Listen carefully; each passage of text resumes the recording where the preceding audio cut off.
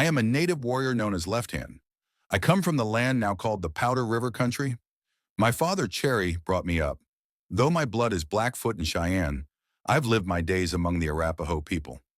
As a child, I preferred using my left hand over my right, a rare trait among our people, which earned me the name Left Hand, one I've kept all my life. I took part in the fight at Little Bighorn, where General Custer fell. 4 other Arapahoes rode with me. Though many years have passed, the memory stays sharp, as clear as if it were yesterday. Back then, the Arapahoes, myself and 4 young warriors, Yellow Eagle, Yellow Fly, Waterman, and a southern Arapaho called Green Grass, were camped at Fort Robinson. We left on a war party, heading out to strike the Shoshones. Waterman, also known as Well-Knowing One or Sage, pointed out the 5th Arapaho in our band. We traveled north toward Crow territory. Along the way, we met a small Sioux band who told us their village lay near the Little Bighorn. They asked us to join them for a big sun dance, pressing us to ride with them. Suspicious we might be scouts for the white soldiers, they watched us closely. We followed them to their camp in the Little Bighorn Valley. As we neared the village, several Sioux warriors rode up. They took our weapons and threatened to kill us, accusing us of siding with the white men.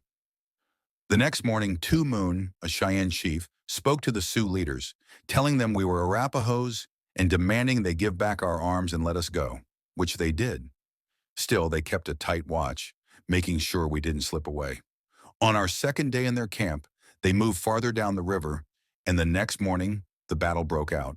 The first attack came from Major Reno's men at the village's southern end around sunrise. The soldiers fired a few shots, but when we charged, they broke and fled across the river. Many lost their horses and had to swim for their lives. They scrambled up a high ridge and dug in, but the Sioux closed in, cutting down plenty of soldiers.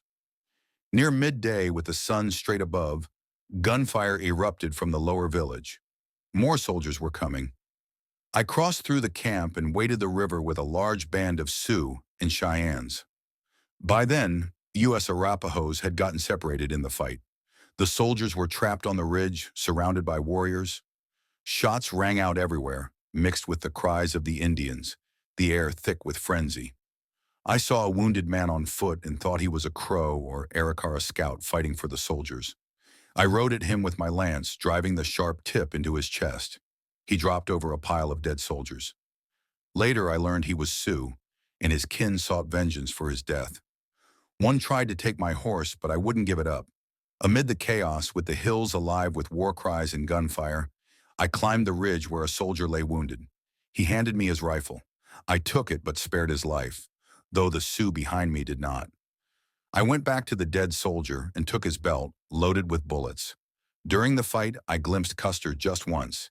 He wore buckskin and stood tall near the end, gripping his pistols as he shot at our warriors. After that moment, I didn't see him again until the battle was done. Walking among the fallen, I found his body lying with the others. Most of the soldiers were dead, though a few still twitched weakly.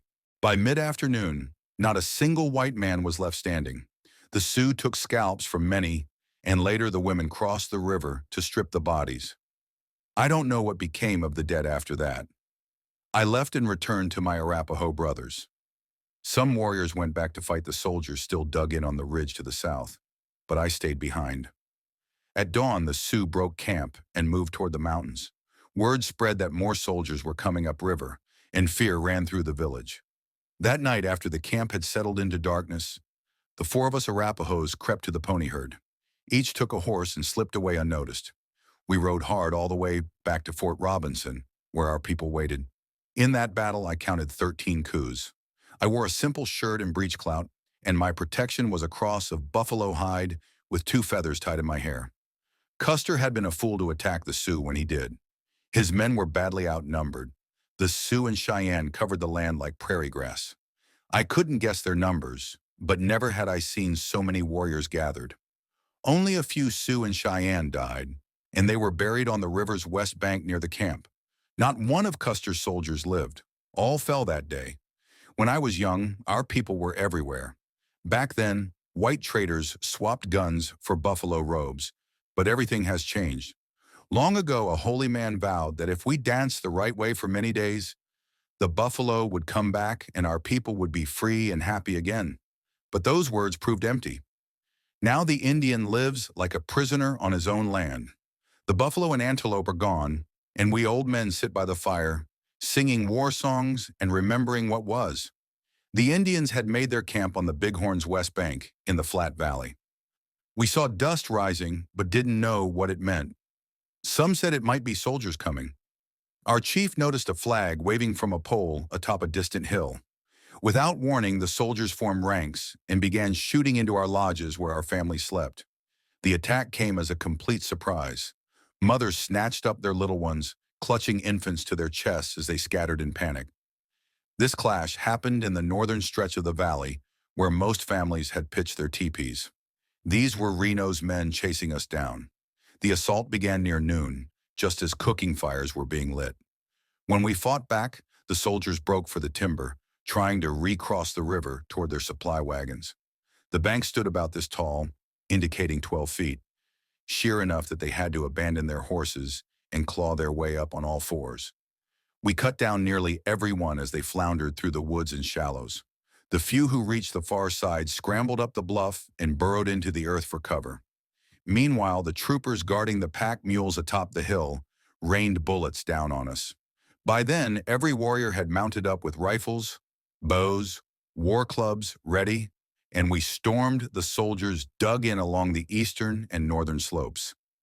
Custer had positioned himself farther north, preparing to hit the village's downstream end. We chased most fleeing soldiers along the ridgeline, where another unit tried to rally. Crazy Horse and I wheeled away from the main force, galloping parallel to the river. We found a gully and worked our way up behind the soldiers, making their stand on the heights. Crazy Horse passed me his reins alongside my own mount. Then he crawled up the wash until he had clear shots at the bluecoats. He fired as fast as he could reload. Soldiers dropped from their saddles like ripe plums in a windstorm. Here the chief rocked his hand rapidly side to side to show how they fell. When the survivors saw death coming so swiftly, they broke ranks and spurred their horses desperately toward Custer's position down the ridge. There they tried to regroup and return fire, but we thundered along the crest straight at them. They held briefly a third attempt, before retreating to merge with Custer's main force. More warriors arrived after we rallied our men at the ravine. Together we drove the remaining soldiers back toward Custer's last position. By then, only a handful of them were still alive. Meanwhile, every warrior in the village had armed themselves and mounted up, watching Custer's advance.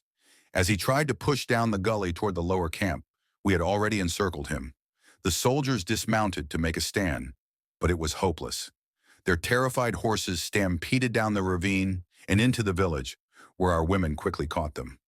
One was a sorrel with white stocking legs, the same horse some of our kin later swore they'd seen Custer riding when he first marched toward the Bighorn. Once the trap closed, the fighting ended within an hour.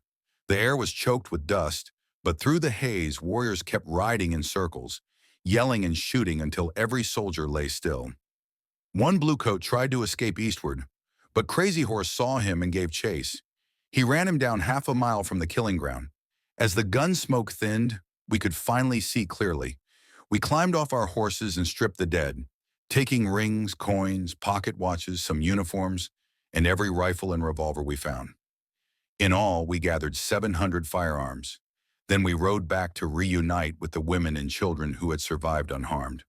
The echoes of that day still ride the wind, whispers of a battle that shook the earth and changed us all.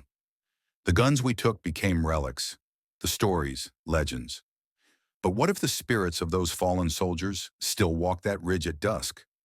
What if the sorrel horse with white stockings gallops there, riderless, forever searching?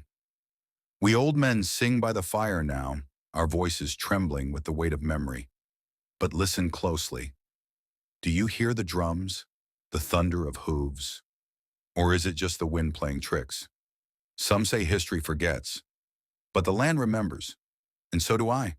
Tell me, when you stand by the Little Bighorn, whose shadows do you think still linger? Comment below. Whose ghosts do you think haunt that valley? Share if this history still gives you chills. Like and subscribe for more untold stories that history books ignore. Some say time buries the truth, but the land never forgets. And you, will you remember?